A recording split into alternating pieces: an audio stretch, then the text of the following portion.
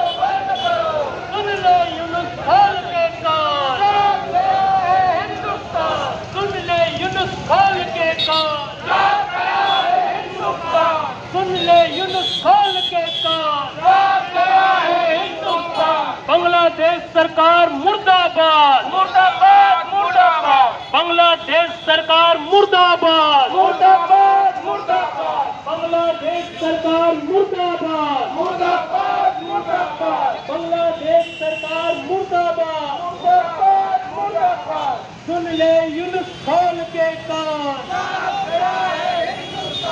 सुन ले यूनुस खान के कान, सुन ले यूनुस खान के कान। की कहानी को अगर आप सुने तो सबका दिल दहल उठता है। बांग्लादेश की जनसंख्या वर्तमान में 18 करोड़ है और देखते देखते जब 1901 का समय था तो समय 33% हिंदू हुआ करते थे। 1947 में वहाँ 22% हिंदू थे और आज स्थिति यह आ गई कि वहाँ मात्र 1.5 करोड़ के आसपास हिंदू अर्थात करीब करीब जो है 8% के आसपास हिंदू रह गए हैं। कहने का मतलब कि इन हिंदुओं में बुद्ध भी आ रहे हैं, सिख भी आ रहे हैं, सभी प्रकार के अल्पसंख्यक आते जा रहे हैं। यह अल्पसंख्यक जो है रोज भय के बल पे, तलवार के बल पे, न जाने किस किस बल पे जो है उनको जो है अपना धर्म छोड़ने के लिए विवश किया जा रहा है। तो हे भगवान, अगर हम बांग्लादेश की बात करें तो कुछ 100 वर्षों का इतिहास छोड़ दिया जाए तो बांग्लादेश की जो राजधानी ढाका है उसका नाम ढाकेश्वरी देवी पे पड़ता है। जो भगवान सती जो एक दक्ष के यज्ञ के बाद जो उन्होंने अपने शरीर को समाहित कर लिया था तो विष्णु जी के चक्र से उनके मुकुट की मणि जिस जगह पे गिरी थी वह जगह वर्तमान में ढाका कहलाती है। वह किसी समय ढाकेश्वरी देवी का और वर्तमान में ढाकेश्वरी देवी की जो शक्तिपीठ की स्थली कहलाती है। बांग्लादेश में जाके देखें तो वहाँ जोशेश्वरी देवी का मंदिर है जहाँ सती के जो है हथेली का जो है गिरना हुआ था वह शक्तिपीठ है। बांग्लादेश में तारा शक्तिपीठ है। बांग्लादेश ढाका में माँ चंडी शक्तिपीठ है, भद्रकाली शक्तिपीठ है। जगन्नाथ जी की इतनी धूमधाम से पूजा होती है कि जगन्नाथ जी का मंदिर जाके देखने को मिलेगा। और वर्तमान में पूरे के पूरे बांग्लादेश में 600 वर्ष पूर्व जो पूरा भारत पूरी तरीके से जो है संकीर्णता में, गुलामी में जब पूरा बंद गया था तो चैतन्य महाप्रभु के रूप में राधा कृष्ण का जुगल अवतार होता है और चैतन्य महाप्रभु ने जो है बंगाल से पूरा का पूरा बांग्लादेश जो उस समय बंगाल का हिस्सा हुआ करता था वहां जो है सनातन की अलग ध्वजा फहराई थी।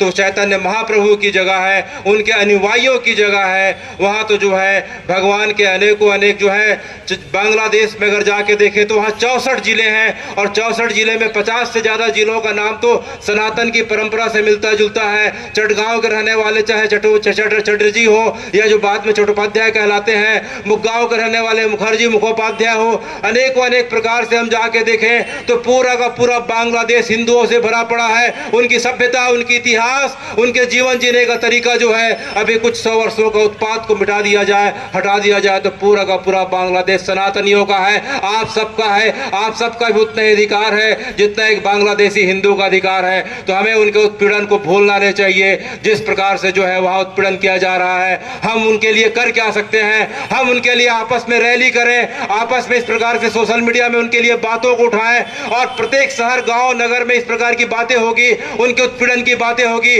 तो सरकार को विवश होकर सोचना पड़ेगा। और सरकार क्या कर सकती है? सरकार जो है अंतर्राष्ट्रीय स्तर पर दबाव बना सकती है, संयुक्त राष्ट्र संघ में इस बात को मुद्दा को इस प्रकार से उठा के बांग्लादेश के ऊपर दबाव बना सकती है।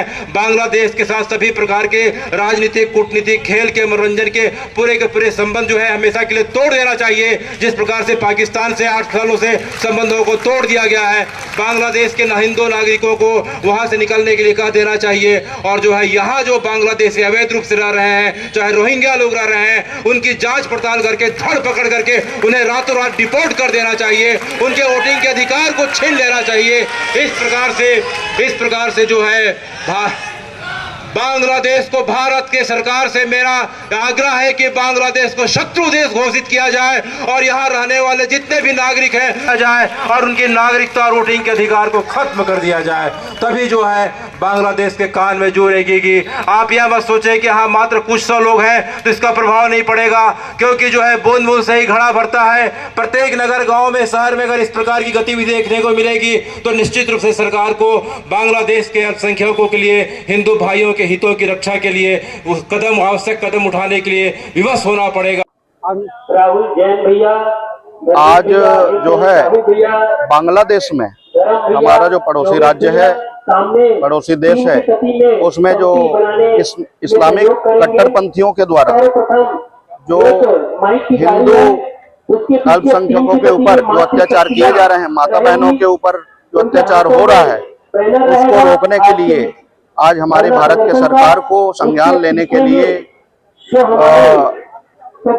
आह्वान किया करने के निमित्त हिंदू सुरक्षा मंच के बैनर तले धर्म सभा और धर्म रैली का आयोजन किया गया है, जिसमें राष्ट्रपति जी और महामहिम राज्यपाल जी के नाम ज्ञापन सौंपा जाएगा और इस्कॉन मंदिर के जो अपने चिन्मयानंद जी हैं, उनके सचिव हैं, उनकी गिरफ्तारी की गई हो, तत्काल उनकी रिहाई की जाए। इस हेतु यह जो है आयोजन किया गया है। मिलाकर हिंदू जागरण के लिए ये आयोजन है ताकि हमारा जो पड़ोसी देश है ये जो हरकत हो रही है इस्लामिक कट्टरपंथियों के द्वारा वो रोके। उसके लिए जैसा कि आपस में सहमति बनेगी, जो निर्देश होगा उसके तहत कार्रवाई होगी।